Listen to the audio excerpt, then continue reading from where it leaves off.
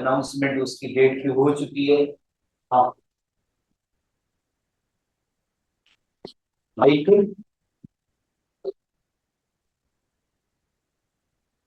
आवाज घट हो जाएगा। कितने रखो बताए। अरे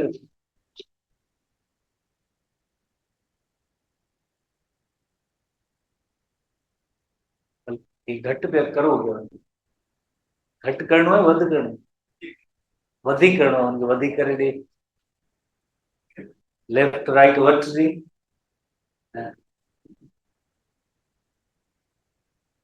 सो जीटी का सिलेबस नेक्स्ट जीटी है उसकी डेट अनाउंस हो चुकी है। You know very well 19th date को जीटी है। बायोमॉलिक्यूल्स जीटी का सिलेबस होगा जो 18th मई तक जो कोर्स कवर करेंगे वो आपकी जीटी का सिलेबस होगा। 18th मई तक जीटी का सिलेबस है बायोमॉलिक्यूल्स में। 18th मई तक जो हम चीजें सीखेंगे वो आपकी टेस्ट के अंदर वो जो है सारी चीजें इंक्लूड होंगी। जो भी टॉपिक्स हम पढ़ेंगे 18th मई तक। ठीक है ये हुआ जीटी का सिलेबस। अब हम नेक्स्ट आते हैं।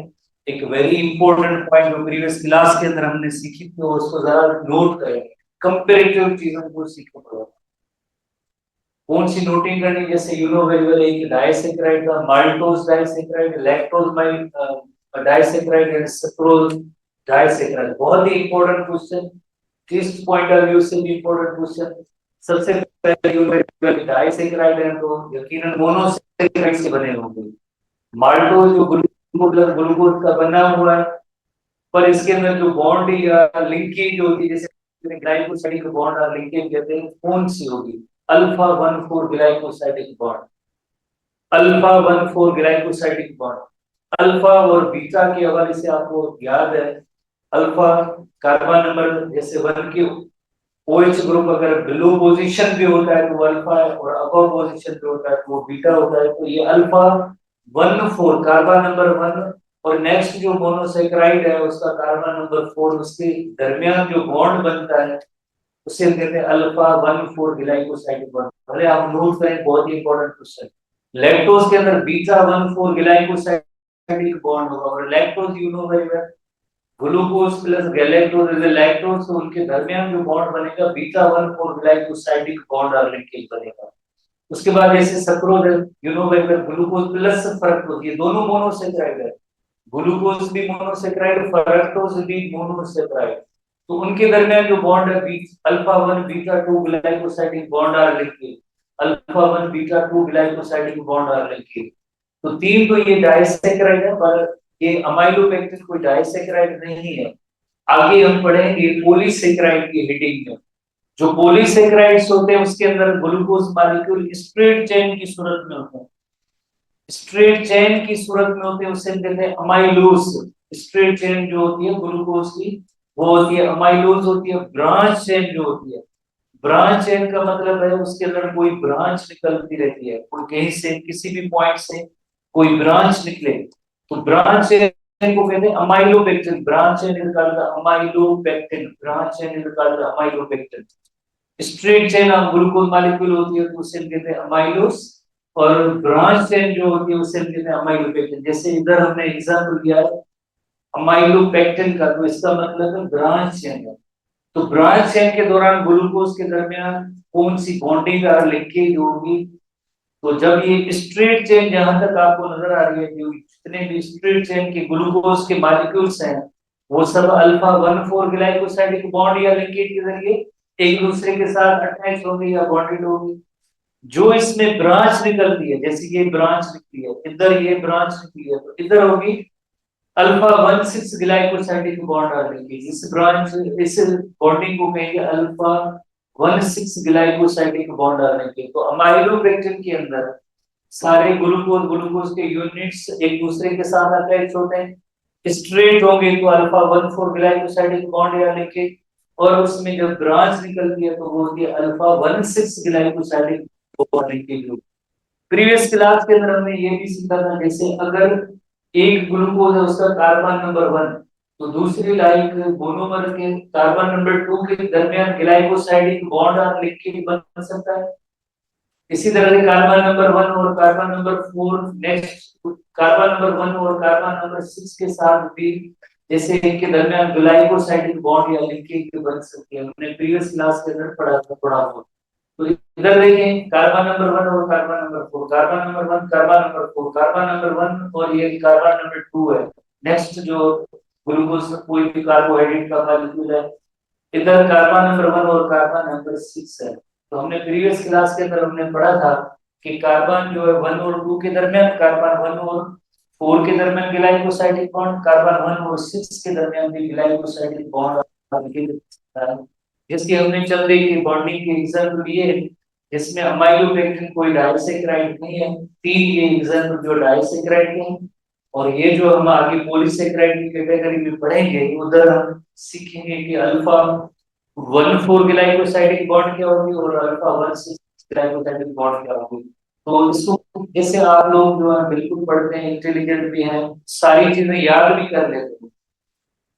एक चीज जो होती है वो हर एक स्टूडेंट को दूसरे स्टूडेंट से जरा अलग बनाती है, वो होती है कंपैरेटिव एनालिसिस। जो स्टूडेंट कंपैरेटिव एनालिसिस कर सकते हैं या एक टॉपिक पढ़ रहे हैं और फौरन उसका जो है दूसरे किसी टॉपिक का जहन में आ जाता है, पिक्चर उसकी आ जाती है।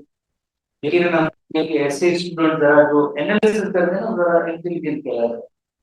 याद तो सब लोग आप कर सकते हैं, पर थोड़ी सी कंपैरेटिव एनालिसिस जरूरी है। इधर एक चार्ट देने का मकसद ये है, कभी कभार जैसे दो कोई ऐसी ग्लाइकोसाइडिक बॉन्ड्स या लिंकेजेस होंगी तो उनके दरमियान कोई क्वेश्चन अगर ऐसा आ जाए, कोई डिफरेंस ऐसा आ जाए, तो कंपैरेटिव ये चीजें आपके पास होनी चाहिए जो आपको यकीनन एक एडवांटेज या फायदा देंगे, आगे की टॉपिक सीखने में, टेस्ट के क्वेश्चंस को सॉल्व करने में मदद मिलेगी। अब हम आते हैं आज के नए टॉपिक के हवाले से, जो प्रीवियस क्लास की कंटिन्यूटी है कि डाइसैकेराइड में भी रिड्यूसिंग और नॉन रिड्यूसिंग शुगर। बहुत इंपॉर्टेंट, थोड़ा सा एग्जाम्पल की कैटेगरी के हवाले से ज्यादा इंपॉर्टेंट है, एग्जाम्पल के हवाले से भी इंपॉर्टेंट है। जैसे डाइसैकेराइड अभी हमने माल्टोज पढ़ा, डाइसैकेराइड अभी हमने पढ़ा था लैक्टोज पढ़ा, इसमें एक डाइसैकेराइड नहीं है। कौन सा डाइसैकेराइड? इसमें 3 जो डाइसैकेराइड है ना, उसमें एक miss sucrose. Sucrose is non reducing sugar, sucrose is non reducing sugar. Maltose, lactose और मोनोसेक्राइड्स जो होते हैं, वो सब मोनोसेक्राइड्स ये रिड्यूसिंग होते हैं। नॉन रिड्यूसिंग के अंदर जो है सक्रोज है, स्टार्च है, ग्लाइकोजन है, ये सब नॉन रिड्यूसिंग है। तो सबसे पहले दो लफ्ज जो केमिस्ट्री के अंदर आपने यकीनन सीखे होंगे, पढ़े होंगे, एक ऑक्सीडेशन और दूसरा रिडक्शन। ऑक्सीडेशन रिडक्शन प्रोसेस पढ़े होंगे। रिड्यूसिंग शुगर का मतलब होता है कि ऐसा carbohydrate capable of being oxidised, यानी खुद से ऑक्सीडाइज होता है। अगर कोई खुद से ऑक्सीडाइज होता है तो क्या होगा, यकीनन किसी दूसरे कंपाउंड को, कंपोनेंट को रिड्यूस करेगा and causes the reduction of other substance. एक जो ऑक्सीडाइज हो रहा है, दूसरे को जो रिड्यूस कर रहा है। तो ऐसे शुगर्स जिनके अंदर ये एबिलिटी हो खुद से जो है ऑक्सीडाइज हो और दूसरे को जो रिड्यूस करे, रिड्यूस करेंगे तो इलेक्ट्रॉन या प्रोटॉन उनको डोनेट करेंगे। तो सिंपल वर्ड्स में जो ये रिड्यूसिंग शुगर है, उनके पास ये एबिलिटी है कि किसी दूसरे को रिड्यूस करें बाय डोनेटिंग द इलेक्ट्रॉन और प्रोटॉन को, उसे हम कहते हैं reducing sugar. Without being hydrolysis, उनके अंदर हाइड्रोलिसिस भी ना हो, ऐसे ना हो कि डाइसैकेराइड मोनोसैकेराइड के अंदर ब्रेक नहीं, डाइसैकेराइड मोनोसैकेराइड के अंदर ब्रेक नहीं होंगे, पर वो दूसरे को रिड्यूस कर सकते हैं। क्यों रिड्यूस कर सकते हैं? बिकॉज इनके पास फ्री अल्डिहाइड और कीटोन ग्रुप मौजूद होता है, जिसकी वजह से वो ये रिड्यूसिंग शुगर कहलाता है। इन फ्री अल्डिहाइड और कीटोन ग्रुप की वजह से ऑक्सीडाइज होते हैं और दूसरे को रिड्यूस करते हैं। Such carbohydrates are called as reducing sugar, जिनकी एग्जाम्पल की कैटेगरी लिस्ट याद करना बहुत ही इंपॉर्टेंट, बिकॉज कार्बोहाइड्रेट का वो सेक्शन है जो हम सीख रहे हैं, थोड़ा सा स्लो पेस में भी चल रहे हैं, बिकॉज इसके अंदर बहुत ही important question, test related question मौजूद है। हर एक पॉइंट को हम क्लियर कर रहे हैं कि किस तरह के क्वेश्चन होंगे आगे। सक्रोज के बारे में मैं आपको बताऊंगा कि क्या किस तरह का क्वेश्चन का पैटर्न होगा। तो बहरहाल इस वक्त आप रिड्यूसिंग शुगर के एग्जाम्पल को याद करेंगे। Maltose and lactose are the reducing sugar plus monosaccharide जो भी वो भी रिड्यूसिंग कैटेगरी में आते हैं, रिड्यूसिंग की कैटेगरी में आते हैं। ओवरऑल डेफिनेशन भी देखते हैं, जैसे फॉर एग्जांपल कि reducing sugar is a type of sugar that consists of free aldehyde or ketone group. You know very well, aldehyde carbonyl group जो होता है उसके साथ कार्बन के साथ अगर H अटैच होता है तो वो अल्डिहाइड है। कार्बोनिल ग्रुप के साथ जैसे दोनों साइड से जैसे कार्बन है तो वो कीटोन ग्रुप आपको बताया। और फ्री कीटोन ग्रुप या अल्डिहाइड या कीटोन ग्रुप फ्री उनके पास अगर मौजूद होता है तो ऐसे शुगर्स को हम कहेंगे reducing sugar. or and allowing the molecule and to act as a reducing agent chemistry का देखें खुद से ऑक्सीडाइज और दूसरे को रिड्यूस कर सकता है। इसका मतलब can donate electron to other compounds, जो अदर कंपाउंड जिसको डोनेट करता है वो यकीनन रिड्यूस हो जाता है और खुद से ऑक्सीडाइज हो जाता है and causes the reduction of other component. Examples की कैटेगरी में monosaccharide maltose and lactose are reducing sugar, they are called reducing sugar। Illustration देखते हैं जिसके अंदर फ्री अल्डिहाइड और कीटोन ग्रुप का एग्जांपल देख सकते हैं कि जैसे फॉर एग्जांपल ये अल्डिहाइड ग्रुप मौजूद है इसका, इसी तरह से ये जो है कीटोन ग्रुप इधर मौजूद है। तो फ्री अल्डिहाइड या कीटोन ग्रुप जिसमें भी होगा फ्री उसे हम कहेंगे reducing sugar, that is called reducing sugar.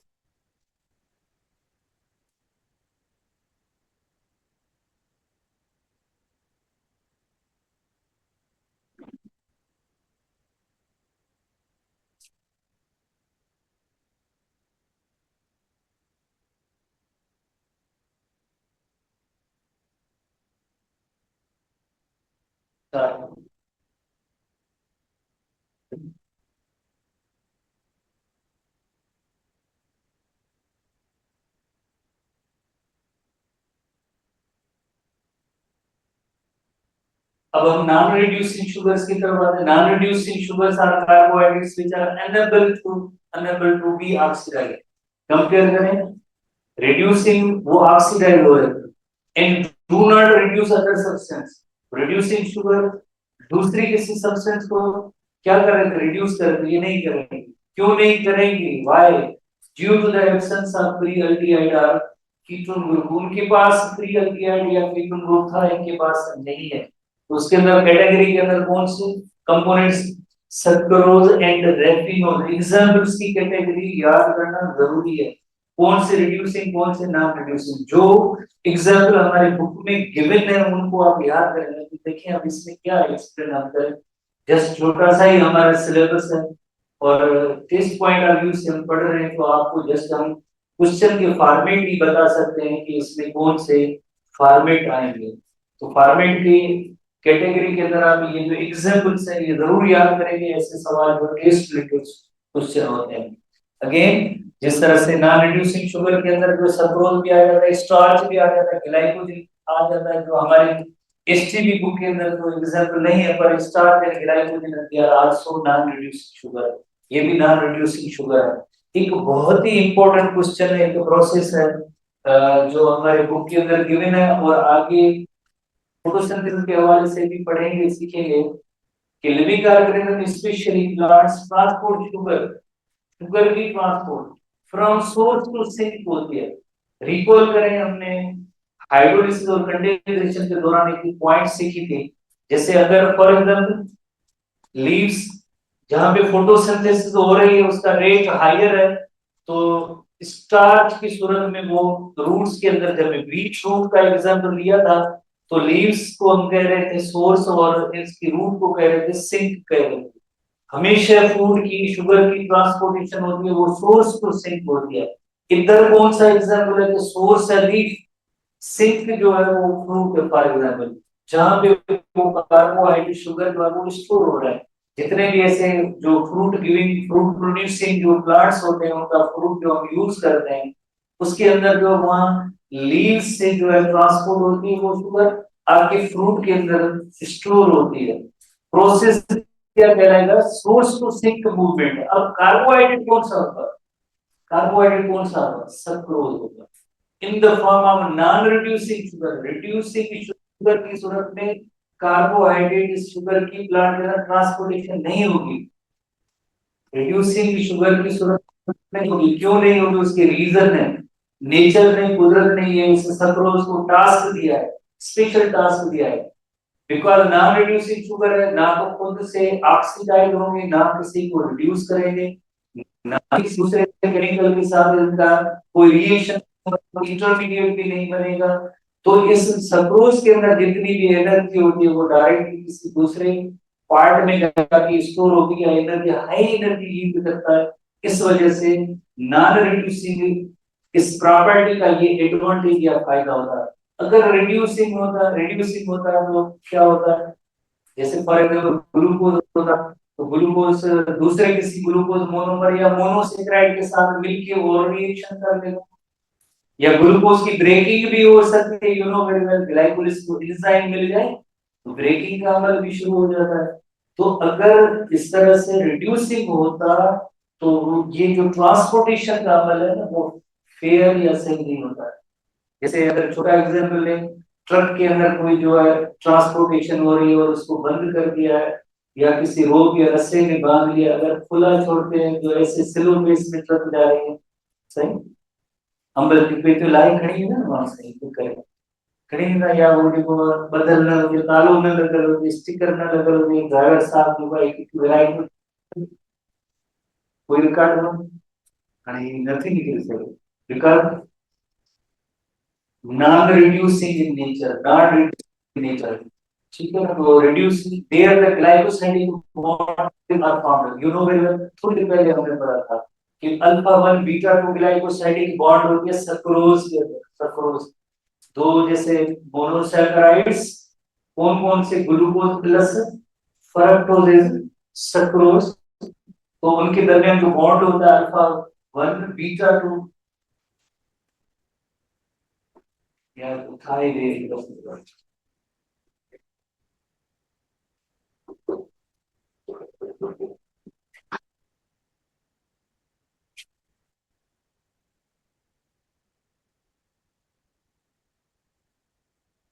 रोज जगह तो चेंज कराएं।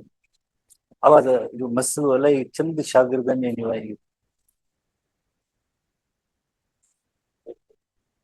या ई कर हिकिड़ो वॾो माइक ॾे चंद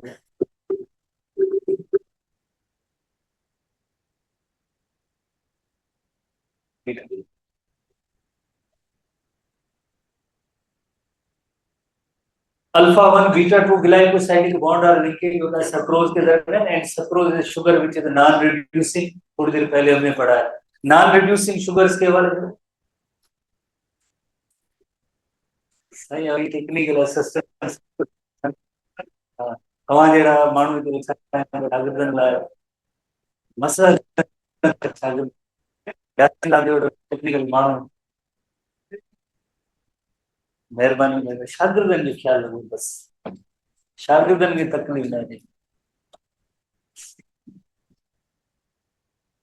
सेम साईं, शागिर्दनि जी सहूलियतूं पैदा करे। हेडिंग पे हम आएंगे कि why sucrose is non reducing sugar, और नॉन रिड्यूसिंग इन नेचर होने का क्या फायदा है, नॉन रिड्यूसिंग नेचर का क्या फायदा है, या सक्रोज बीइंग नॉन रिड्यूसिंग कि लिविंग ऑर्गेनिज्म के अंदर इसका क्या रोल होगा या फंक्शन होगा, स्पेशली जो प्लांट्स के अंदर जो ट्रांसपोर्ट हो रही है उस मैकेनिज्म को हम सीख रहे हैं। तो ये सारी जो डिस्क्रिप्शन है, जो थोड़ी देर पहले मैं आपको बता रहा था कि क्वेश्चन का पैटर्न, इसके अंदर कोई डेफिनेशन नहीं है, इसके अंदर कोई ऐसा क्वेश्चन नहीं होगा कि जो आपको fill in the blank type question होगा, कोई टर्म नहीं है, थोड़ा सा सीखने की जरूरत है। और जो पैटर्न होगा वो स्टेटमेंट वाला होगा, पैटर्न होगा वो स्टेटमेंट वाला होगा, जैसे statement number 1, statement number 2, statement number 3, कौन सी स्टेटमेंट इसमें सही है गलत है, इस टाइप का इसमें क्वेश्चन हो सकता है, पर कोई टर्म इसमें नहीं है। सो sucrose contains more means efficient energy in transport and storage, जैसे आपको पता है कि अगर जस्ट ग्लूकोज होती, वो तो कहीं एंजाइमेटिक रिएक्शन के जरिए ब्रेक हो जाता, या किसी दूसरे कंपोनेंट के साथ मिलकर कोई अनदर चीज बना सकता है। डाइसेक्राइड 3 एग्जांपल है, उसके अंदर वन ऑफ द कंपोनेंट सबके अंदर तो ग्लूकोज है। Glucose plus galactose, glucose plus glucose, glucose plus fructose. तो इस तरह से जो ये सक्रोज है, तो इसके अंदर more energy efficient and transport and storage component है, number 1। During transport it is not oxidise. क्यों नहीं ऑक्सीडाइज होता है? व्हाई? बिकॉज इसके पास कोई फ्री अल्डिहाइड या कीटोन ग्रुप नहीं है, अल्डिहाइड या कीटोन ग्रुप नहीं है। तो इस वजह से खुद से ऑक्सीडाइज नहीं होगा और ना किसी को रिड्यूस करेगा। And can not react with other substance. जाहिर है फ्री अल्डिहाइड या कीटोन ग्रुप नहीं है, तो react so no intermediate reaction with other molecule. ट्रक अंबन जीवनी सही सलामत पहुंची, ठीक है। क्योंकि न किरना न विराहे बा बंद प्यानी। सो ये जो रीजन होता है कि sucrose is non reducing sugar, उसका एडवांटेज या फायदा प्लांट को इस सेंस में मिलता है कि मोर एनर्जी, उससे ये ना ऑक्सीडाइज होगा ना किसी को रिड्यूस करेगा, और कोई इंटरमीडिएट रिएक्शन भी नहीं होगा। इस वजह से ये energy efficient in transport and, यानी जो लीव्स के अंदर जो इधर जो शुगर बनी थी, अब इसका जो फॉर्म जो भी है, फॉर एग्जांपल फ्रूट के अंदर ये स्टोर हो रहा है, तो यकीनन ये इसके अगर जस्ट ग्लूकोज होती तो ये तो डिस्ट्रीब्यूट हो जाती, ब्रेक हो जाती, किसी और के साथ रिएक्शन हो जाता। अब है किस सूरत में? सक्रोज की सूरत में, तो ट्रांसपोर्टेशन हो रही है, प्रॉपर ट्रांसपोर्टेशन हो रही है, प्रॉपरली इधर स्टोरेज होगी, प्रॉपर इससे डाइसेक्राइड है, मोर एनर्जी होगी। तो ये एडवांटेज या फायदा होता है sucrose as a non reducing sugar का। नॉन, तो स्टेटमेंट वाइज इसके अंदर सवाल आगे जरा जहन में रखेंगे, स्टेटमेंट टाइप क्वेश्चन होंगे कि कौन सी सही स्टेटमेंट है या गलत स्टेटमेंट है। अब हम next category of the carbohydrate आते हैं, पॉलीसेकेराइड। और पॉली लफ्ज का मतलब ही मेनी होता है, सेकेराइड्स का मतलब होता है शुगर। रिकॉल करें कि ओलिगोसेकेराइड्स जो नंबर 2 कैटेगरी थी, उसके अंदर 2 to 10 मोनोसेकेराइड ओलिगोसेकेराइड है, 2 to 10 monosaccharides are the oligosaccharide. Just 2 है तो डाइसेकेराइड, 3 to 10 है तो वो डेक्स्ट्रिन है। अब पॉलीसेकेराइड होंगे 10 से ज्यादा, 11 to 1000 मोनोसेकेराइड्स होंगे तो उसे हम कहेंगे पॉलीसेकेराइड। 11 से 1000 मोनोसेकेराइड यूनिट्स जो मिलके, मोनोसेकेराइड यूनिट्स मिलके पॉलीसेकेराइड बनाएंगे। लफ्ज पोली का मतलब ये many, how many, more than 10, 11 से स्टार्ट हुए और 1000 से ज्यादा। They are found by the condensation. जाहिर है ये जो रिएक्शन होगा हाइड्रोलाइसिस तो नहीं होगा, मतलब एक सेकेराइड दूसरा तीसरा एक दूसरे के साथ ग्लाइकोसाइड के बॉन्ड के जरिए लिंक होते जाएंगे और एक बड़ा पॉलीमर बनता जाएगा। मोनोसेकेराइड मिलते जाएंगे और अल्टीमेटली एक पॉलीसेकेराइड बनेगा। जैसे पुराना एसटीबी बुक था, उसके अंदर 3 एग्जाम्पल थे, सेलुलोज, ग्लाइकोजन और स्टार्च। काइटिन का थोड़ा सा रोल या डिस्क्रिप्शन नहीं थी। इस नए बुक के अंदर काइटिन भी मौजूद है, तो हम इनको वन बाय वन सबको सीखेंगे। स्टार्च क्या होगा, ग्लाइकोजन क्या होगा, सेलुलोज और काइटिन की जैसे कंपोजिशन भी सीखेंगे, स्ट्रक्चर सीखेंगे, और लिविंग ऑर्गेनिजम्स के अंदर इनका रोल या किरदार क्या होगा उनको भी सीखते हैं। सबसे पहले हम स्टार्च की तरफ आते हैं। स्टार्च की तरफ आते हैं, यू नो वेरी वेल कि जब भी इससे पहले हमने जो पॉइंट एक पढ़ी थी, सोर्स टू सिंक मूवमेंट, आप रिकॉल करें। सोर्स टू सिंक मूवमेंट, जैसे फॉर एग्जांपल ये बीट रूट है, उसके अंदर स्टार्च आके जमा हुई थी, स्टार्च आके जमा हुई थी, तो स्टार्च को कंसीडर किया जाता है एज ए रिजर्व फूड और स्टोर्ड फूड। रिजर्व्ड और stored food of plants, stored food material है। जैसे जब फोटोसिंथेसिस का रेट ज्यादा होता है और उसका यूज या इस्तेमाल के बाद भी अगर थोड़ी सी कार्बोहाइड्रेट का पोर्शन, ग्लूकोज का पोर्शन बचा है, तो वो स्टोर हो जाता है, स्टोर होता है in the form of glucose. नहीं, उसका फॉर्म चेंज होगा। फॉर्म क्या चेंज होगा? वो स्टार्च की सूरत में होगा। सो मोस्ट इंपॉर्टेंट है abundant reserve food. Reserve food का मतलब होता है स्टोर्ड फूड। रिजर्व फूड का मतलब है stored food material of higher plants. कहां कहां पे प्लांट्स के अंदर पाया जाता है? जैसे सीरियल्स। सीरियल्स का मतलब होता है जो अनाज वाले फसल होते हैं, उन्हें हम कहते हैं सीरियल कहते हैं। जैसे वीट है या राइस है या मेज है, ये सब सीरियल क्रॉप्स है। लेग्यूम्स, लेग्यूम का मतलब है ये जो फलीदार प्लांट्स होते हैं उन्हें कहते हैं लेग्यूमिनस प्लांट्स। लेग्यूम कहते हैं फली को कहते हैं, जैसे मटर की फली, ग्वार की फली। तो इस तरह के जो फलीदार प्लांट्स होते हैं उन्हें हम कहते हैं लेग्यूमिनस प्लांट्स।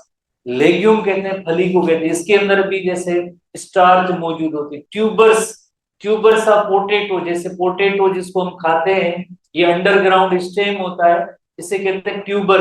इसके अंदर भी स्टार्च ज्यादा होती है, और वेजिटेबल्स जितनी भी है उनके अंदर स्टार्च मौजूद होती है। आपने एक पॉइंट जैसे सुनी होगी, जो डायबिटिक पर्सन होते हैं वो कहते हैं वो चावल या बिरयानी नहीं खाएंगे, वो आलू के चिप्स ये नहीं खाते। क्यों नहीं खाते? मीठे तो नहीं है, पर आप देखें इसके अंदर जो बहुत ही थाउजेंड्स ऑफ मोनोसेक्राइड्स है। जब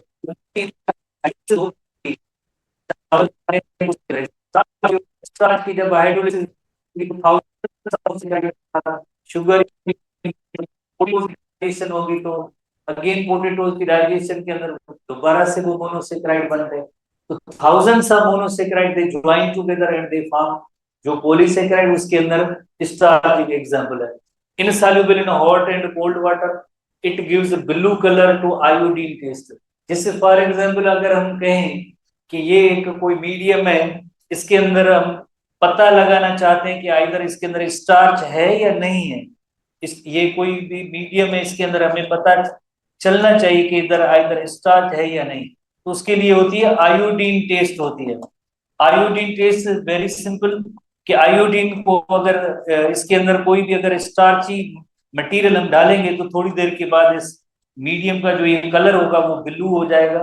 तो ये एक इंडिकेशन होती है कि इस जगह पे जो है स्टार्च प्रेजेंट है। इट गिव्स का मतलब क्या है? Starch gives blue colour to iodine. तो इसके अंदर आयोडीन, जैसे अगर आप आलू खा लें या आलू का थोड़ा सा एक लिक्विड जो है एक सोल्यूशन बना लें और उसके ऊपर स्टार्च डालें, दोनों को मिक्स करें, थोड़ी देर के बाद उस मीडियम का कलर जो है ब्लू हो जाएगा। एक इलस्ट्रेशन देखते हैं कि किस तरह से ये टेस्ट की जाती है। वेरी सिंपल, अगर आयोडीन प्रेजेंट, अगर स्टार्च मौजूद है तो वो उसका कलर जो है पर्पल या ब्लू हो जाएगा। इस टिश्यू के अंदर जैसे एक आयोडीन रखा गया है और मीडियम इसका कलर तो पर्पल या ब्लू होगा, तो इसका मतलब है स्टार्च इज प्रेजेंट। और अगर जिस तरह से येलो या ब्राउन होता है तो इसका मतलब है starch is not present, starch is not present. Iodine है इसके अंदर, दोनों के अंदर आयोडीन है, इसके अंदर भी आयोडीन है, आयोडीन है। जब स्टार्च प्रेजेंट होती है तो उस मीडियम का कलर ब्लू हो जाता है, और स्टार्च अगर नहीं होती है तो या तो ये ब्राउन या येलो ही होता है। आयोडीन कोई मटेरियल डाला, कलर जो येलो या ब्राउन होगा तो इसका मतलब है स्टार्च इधर नहीं। ठीक है ना? तो आगे दो और भी कलर्स हैं, जैसे ग्लाइकोजन रेड कलर, और सेल्यूलोज को हम पढ़ेंगे उसके अंदर आयोडीन के इसके अंदर कोई कलर नहीं आता है। कलर की कंपेरेटिव चीजों को आपने देखना है। जैसे आप रिकॉल करें, इसमें हमेशा स्टूडेंट्स को कहता हूं पढ़ते तो आप सब लोग याद भी कर लेते, थोड़ा सा इनको एक दूसरे के साथ लिंक करें। मोनोसेक्राइड को आप लिंक करें पॉलीसेक्राइड के साथ। Monosaccharides they are sweet in taste, soluble in water, cannot be hydrolyzed, ये हाइड्रोलाइज हो सकते हैं। insoluble in water, they are not sweet and tasteless नहीं होते हैं। तो कंपेरियन जरूरी होती है, कंपेरियन करेंगे तो फिर जो है एक चीज आप सीखेंगे तो और चीजें नहीं करेंगे तो जस्ट एक ही चीज याद होगी आपको। इसी तरह कलर की, आयोडीन टेस्ट की कलर के हवाले से कंपेरियन को याद करें। Starch blue, glycogen red, cellulose no colour, colourless. ठीक है? तो इस तरह से तो starch is made up of many glucose molecule. जैसे थोड़ी देर पहले हमने पढ़ा था, स्टार्च के अंदर जो है hundreds and thousands of glucose molecule होते हैं। ये सब glucose, glucose polymer of glucose है। तो इसके अंदर जो मोनोमर होता है वो ग्लूकोज होता है। Joined together in straight chain, अगर जस्ट स्ट्रेट चेन होगी तो उसे हम कहेंगे अमाइलोज। जैसे फॉर एग्जांपल ये ग्लूकोज के मोनोमर्स हैं, ग्लूकोज के मोनोमर्स हैं और स्ट्रेट चेन की सूरत में है तो उसे हम कहेंगे अमाइलोज कहेंगे। पर स्ट्रेट चेन के साथ साथ अगर कोई ब्रांचेस भी उसमें निकल रही है, फॉर एग्जांपल ये स्ट्रेट चेन आपको नजर आ रही है, ये स्ट्रेट चेन नजर आ रही है, स्ट्रेट चेन के अंदर ये ब्रांच है, ये भी ब्रांच है, ये भी ब्रांच है, ये भी ब्रांच है। अगर ब्रांच है तो उसे हम कहेंगे अमाइलोपेक्टिन। है सब इसके अंदर भी ग्लूकोज के कंपोनेंट है। स्टार्च एक ऐसा मॉलिक्यूल है जिसके अंदर जैसे स्ट्रेट चेन की सूरत में as well as branch chain की सूरत में ग्लूकोज मॉलिक्यूल अरेंज होते हैं। ब्रांच चेन की स्ट्रेट चेन को हम कहेंगे अमाइलोस, और अमाइलोपेक्टिन जो है वो उसे हम कहेंगे ब्रांच चेन कहेंगे। अमाइलोपेक्टिन का ब्रांच। रिकॉल करें, थोड़ी देर पहले हमने पढ़ा था स्ट्रेट चेन के अंदर ग्लूकोज मॉलिक्यूल के दरमियान ग्लाइकोसाइडिक बॉन्ड होंगे, वो अल्फा 1 4 ग्लाइकोसाइडिक बॉन्ड और लिंकेज होगी। ये जो ब्रांच चेन निकल रही है तो इधर जो है अल्फा 1 6 ग्लाइकोसाइडिक बॉन्ड होगी, जो 6 नंबर इधर जो जिस तरह से यकीनन कोई एक और ग्लूकोज होगा, इन दोनों के दरमियान जो बॉन्ड बनता है वो होता है, एक इलस्ट्रेशन भी हम देखेंगे उसमें भी सीखेंगे, उसका नेम है अल्फा 1 6 ग्लाइकोसाइडिक बॉन्ड। और ये स्ट्रेट होगी तो अल्फा 1 4 ग्लाइकोसाइडिक बॉन्ड होगा, अल्फा 1 4 ग्लाइकोसाइडिक बॉन्ड। तो इसी इलस्ट्रेशन में हम सीखते हैं, फॉर एग्जाम्पल ये जैसे अमाइलोपेक्टिन, तो उसके अंदर जैसे स्ट्रेट जो ग्लूकोज मॉलिक्यूल है उसके अंदर अल्फा 1 4 ग्लाइकोसाइडिक बॉन्ड होगी। ये देखिए alpha 1 4 carbon number 1 carbon number 4 उनके दरमियान glycosidic bond, carbon number 1 carbon number 4 इनके दरमियान ग्लाइकोसाइडिक बॉन्ड। तो ये जितने भी ग्लूकोज मॉलिक्यूल स्ट्रेट की सूरत में मौजूद है अल्फा 1 4 ग्लाइकोसाइडिक बॉन्ड होगा। इसमें जो ब्रांच निकलती है, जैसे फॉर एग्जाम्पल ये ब्रांच निकल रही है, इधर जो बॉन्डिंग होगी या ये जो ब्रांच निकल रही है इसमें ये जो बॉन्डिंग होगी तो उसकी होगी अल्फा 1 6 ग्लाइकोसाइडिक बॉन्ड। जैसे ब्रांच का जैसे ये कार्बन नंबर 1 और इस ग्लूकोज का ये कार्बन नंबर 6, इनके दरमियान इधर जो बॉन्ड बना है ब्लू कलरेशन जैसे फॉर एग्जाम्पल बॉन्ड को शो कर रही है, ये है alpha 1 6 glycosidic bond. Alpha 1 6 glycosidic link bond होगा जहां से ब्रांच निकलेगी, और जो स्ट्रेट जो ग्लूकोज के जितने भी होंगे उनके अंदर अल्फा 1 4 ग्लाइकोसाइडिक बॉन्ड होगा। किसमें? ये अमाइलोपेक्टिन है, अमाइलोपेक्टिन है। बाकी जस्ट जो स्टार्च के अंदर स्ट्रेट चेन होगी वो भी होगी, तो उसे हम कहेंगे जस्ट अमाइलोज, और ब्रांच चेन को हम कहते हैं अमाइलोपेक्टिन कहते हैं। Branch chain is called amylopectin. Polymer of the glucose glycogen को हम सीख रहे हैं। नेक्स्ट पॉलीमर ऑफ ग्लूकोज, फर्क क्या है? स्टार्च भी पॉलीमर ऑफ ग्लूकोज है और ये भी जैसे ग्लाइकोजन है तो पॉलीमर ऑफ ग्लूकोज है, और दोनों भी ब्रांच है। ये भी आप चीज एक ध्यान में रखिए, इलस्ट्रेशन देखें फिर आप फर्क इसमें आपको पता चल जाएगा कि क्या इनमें फर्क है। ये पूरी कंपेरिजन है। जैसे फॉर एग्जांपल सेल्यूलोज की जो अरेंजमेंट होती है स्ट्रेट चेन की सूरत में होगी, कोई इसमें ब्रांच नहीं होगी सेल्यूलोज। इसी तरह से जो अमाइलोज है, अमाइलोज जो होती है वो है तो स्ट्रेट पर इसके अंदर थोड़ी सी क्वाइलिंग बनती है स्ट्रेट, स्ट्रेट है, इसके अंदर कोई भी ब्रांच नहीं निकलेगी। जो अमाइलोपेक्टिन है उसके अंदर स्ट्रेट और साथ साथ में ब्रांचेस भी निकलती हैं, तो उसे हम कहते हैं अमाइलोपेक्टिन। ग्लाइकोजन है, जैसे सेल्यूलोज जो होता है आपको पता है उसके अंदर सॉरी स्टार्च जो होता है उसके अंदर अमाइलोपेक्टिन और अमाइलोज दोनों है, पर ग्लाइकोजन है उसके अंदर भी अरेंजमेंट आप देखिए सेम है, जो स्टार्च की अरेंजमेंट है उस जैसी है, पर फर्क है थोड़ा सा। फर्क ये है कि इसके अंदर ज्यादा ब्रांचेस है, ज्यादा ब्रांचेस होने की वजह से जरा ये कंडेंस होगा, और इसकी जो शेप होती है वो ग्रेन्युलर इन नेचर होती है। Glycogen is granular in nature, granular in nature, more जो ब्रांचेस होती हैं और कंडेंस होता है जरा एज कंपेयर्ड टू स्टार्च। तो ये ग्लाइकोजन भी हम कहेंगे ये भी ब्रांच है, लाइक जैसे हमारी बुक्स के अंदर लिखा होता है कि इसकी जो स्ट्रक्चर होती है like the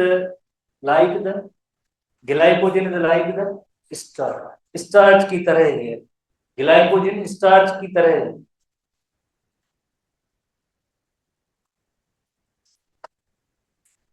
So it is a polymer of glucose. Its molecular structure is similar to starch. Similar to starch. पर फर्क है, but found in animals, therefore it is commonly called the animal starch. और bacteria और fungi में भी पाया जाता है।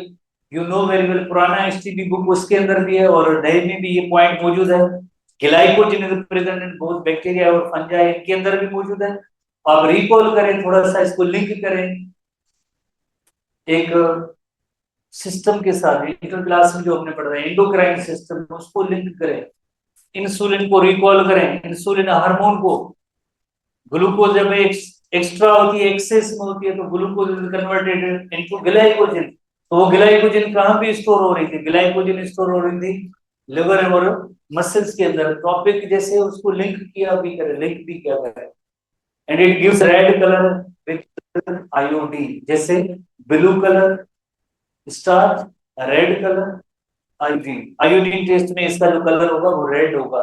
ठीक है, आयोडीन टेस्ट जब की जाएगी तो इसका कलर जो है रेड होगा। तो कलर के हवाले से भी आपको पॉइंट्स थोड़ी सी ध्यान में रखने हैं। अगेन दोबारा से थोड़ा सा स्टार्च को देखते हैं कि ये just straight chain of glucose molecule है, जैसे अमाइलोज कहेंगे। अमाइलोपेक्टिन जो है ब्रांच चेन है, जिसके अंदर तो उसे हम कहेंगे अमाइलोपेक्टिन। तो स्टार्च जो होता है वो amylose as well as amylopectin की सूरत में मौजूद होता है। रेशियो थोड़ा सा कम ज्यादा इनका है, पर इतनी मेरे बुक के अंदर डिस्क्रिप्शन नहीं है, पर दोनों होते हैं। अगेन जैसे ये स्ट्रेट चेन के अंदर अल्फा 1,4 ग्लाइकोसाइडिक बॉन्ड होगा, और जहां पे भी इधर ब्रांच निकल रही है तो आपको पता है अल्फा 1,6 ग्लाइकोसाइडिक बॉन्ड या लिंकेज होती है जहां पे ब्रांच निकलती है। तो ये दो की पॉइंट्स हैं, इनको आप ध्यान में रखें। कल हम नेक्स्ट आगे इससे आगे कंटिन्यू।